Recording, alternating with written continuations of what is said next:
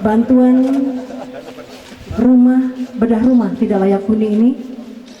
Wali Kota Palembang Harnojoyo dengan resmi membedah dan merenovasi rumah yang berada di Jalan Meranhat Raya, Lorong Amal 1, nomor 13, RT 17, RW 14, Kelurahan Pipareja, Kecamatan Kemuning. Menurut Harnojoyo, bedah rumah ini dilakukan berkat kerjasama semua pihak. Dan untuk tahun ini Pemkot Palembang akan membedah rumah sebanyak 3 unit rumah.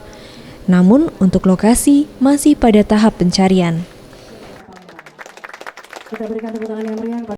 Inilah yang kami harapkan, kita kerjasama baik kan, ya, kerjasama yang baik antara perangkat-perangkat di bawah untuk mengimplementasikan dengan kondisi masyarakat itu. Jadi ini tahun ini ada 2 rumah yang gitu di Bukit Kecil sama di sini kan.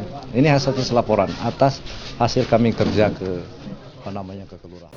Sementara itu, Hadiman, pemilik rumah yang direnovasi, merupakan pria dengan kekurangan tidak bisa melihat.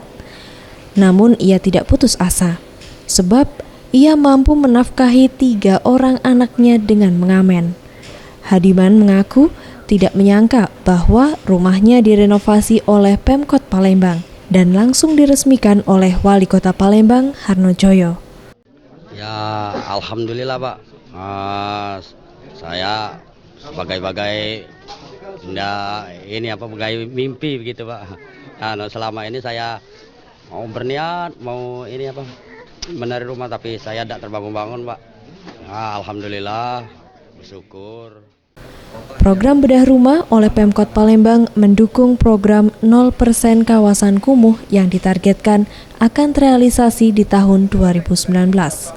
Farel Dwi Satria, Septiawan Rizky, Sriwijaya TV.